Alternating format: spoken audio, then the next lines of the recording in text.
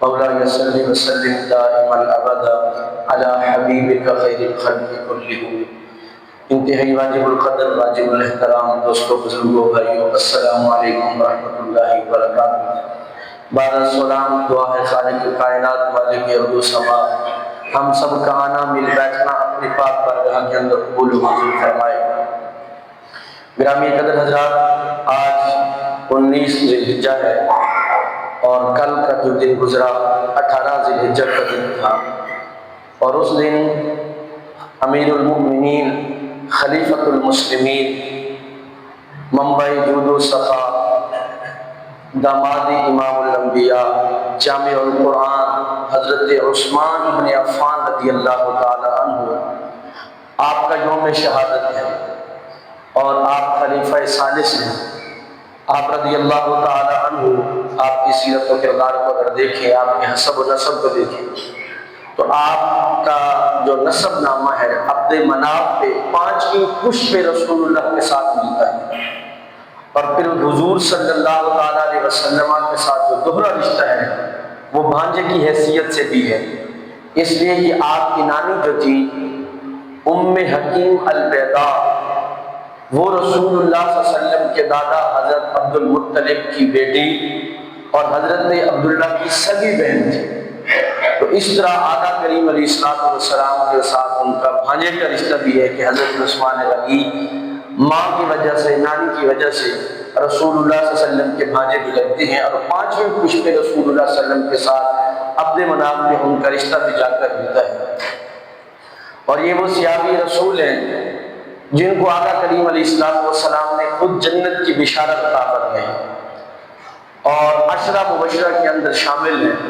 خلفائے اربعہ کے اندر بھی شامل ہیں، السابقون الاولون کے اندر بھی شامل ہیں کہ وہ لوگ جنہوں نے اسلام لانے کے اندر سبقت حاصل کی ہے۔ ابن عبد البر رحمۃ اللہ تعالیٰ علیہ آپ فرماتے ہیں کہ آپ 4تھے نمبر پہ ہیں،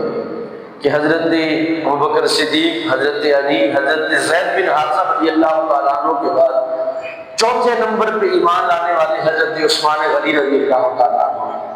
تو اس طرح آپ السابقون الاولون کے اندر جو اللہ جل شانہ نے جن کو خصوصی طور پر اہمیت دی اور احادیث طیبہ کے اندر جن کے ایمان کے بارے میں تاکید کی گئی، ان کے اندر بھی آپ کا شمار ہے۔ اگر آپ کی زندگی، آپ کے فضائل اور مناقب کو دیکھا جائے تو بخاری شریف کے اندر جو حدیث ہے، آقا کریم علیہ السلام احد پہاڑ پر تشریف فرما ہے۔ امام الانبیاء سید دو عالم صلی اللہ علیہ وسلم جب احد پہاڑ پر تشریف فرمائے، خراجہ پر بھی حدیث کے الفاظ ہیں کہ احد پہاڑ متزلزل ہونے لگا، اس کے اندر گویا وجد اس پر طاری ہونے لگا۔ مفسرین نے کہا وہ حضور صلی اللہ علیہ وسلم کے جلوہ فگن ہونے کی وجہ سے، خوشی، مسرت اور شادمانی کی وجہ سے جھومنے لگا، اس پر کیفیتیں طاری ہونے لگی۔ تو آقا کریم علیہ السلام نے احد پہاڑ کو کہا ہے پہاڑ تھم جا، رک جا، کیوں؟ میرے اوپر ایک نبی ہے، انبیاء میں سے ایک نبی ہے اور ایک صدیق ہے اور 2 شہداء۔ تو حضور علیہ السلام کے ساتھ اس وقت حضرت ابوبکر صدیق، حضرت عمر اور حضرت عثمان غنی رضی اللہ تعالیٰ، تو وہ صحابی رسول جن کی شہادت کو بیان کرنے والے خود رسول اللہ صلی اللہ علیہ وسلم کی ذات ہے، اور خود آقا کریم علیہ السلام نے فرمایا کہ اے احد پہاڑ رک جا، تم پہ صدیق، نبی اور 2 شہید ہیں، اور ان 2 شہیدوں کے اندر حضرت عمر اور حضرت عثمان غنی رضی اللہ تعالیٰ عنہ ہے۔ اور پھر آقا کریم علیہ السلام نے حضرت ابو موسیٰ اشعری رضی اللہ تعالیٰ عنہ سے حدیث پاک مروی ہے کہ امام الانبیاء صلی اللہ علیہ وسلم کی ذات ایک باغ کے اندر تشریف فرما دی، حضور علیہ السلام باغ میں تشریف فرما ہے، اور دروازے پہ دستک ہوئی، باغ کا دروازہ کھٹکھٹایا گیا۔ آقا کریم علیہ السلام نے حضرت ابو موسیٰ اشعری کو بھیجا اور کہا جاؤ ابو موسیٰ اشعری باہر جاؤ اور جو بھی جائے اس کو جنت کی بشارت دے دو اور اس کو اندر لے آؤ۔ تو حضرت ابو موسیٰ اشعری رضی اللہ تعالیٰ عنہ فرماتے ہیں کہ میں باہر گیا تو میں نے دیکھا کہ حضرت ابوبکر صدیق تھے، میں نے ان کو جنت کی بشارت عطا فرمائی اور ان کو باغ کے اندر آنے کی اجازت بھی عطا فرمائی۔ آقا کریم علیہ السلام نے ان کو اندر بٹھایا۔ ابو موسیٰ اشعری فرماتے ہیں کہ پھر تھوڑی دیر بعد دستک ہوئی، تو حضور علیہ السلام نے فرمایا کہ ابو موسیٰ اشعری جاؤ اور آنے والے کو جنت کی بشارت بھی دے دو اور اس کو اندر آنے کی اجازت بھی دے دو۔ وہ فرماتے ہیں کہ میں گیا تو حضرت عمر رضی اللہ تعالیٰ عنہ دروازے پہ کھڑے تھے، میں نے حضرت عمر کو جنت کی بشارت بھی سنائی اور ان کو اندر آنے کی اجازت بھی عطا کی۔ تو آقا کریم علیہ السلام نے جب تیسری مرتبہ دستک ہوئی تو حضور سید دو عالم صلی اللہ علیہ وسلم نے فرمایا کہ ابو موسیٰ اشعری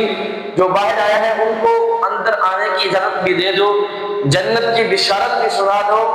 اور تکلیفیں اور آزمائشیں آنے پر صبر کی تلقین بھی کر دو۔ وہ فرماتے ہیں کہ جب میں باہر گیا تو اس وقت تیسری دفعہ آنے والے حضرت عثمان غنی رضی اللہ تعالیٰ عنہ تھے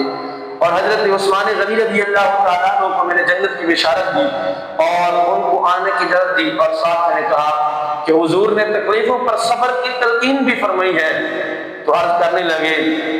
الحمدللہ علی کل حال، کہ ہر حالت کے اندر اللہ کا شکر ہے، اللہ کی تعریف ہے اور اللہ جل شانہ سے میں صبر کی امید رکھتا ہوں اور صبر کی توفیق اور اللہ جل شانہ سے مدد بھی مانگتا ہوں۔ اور اس طرح حضرت عثمان غنی رضی اللہ تعالیٰ عنہ اندر باغ کے اندر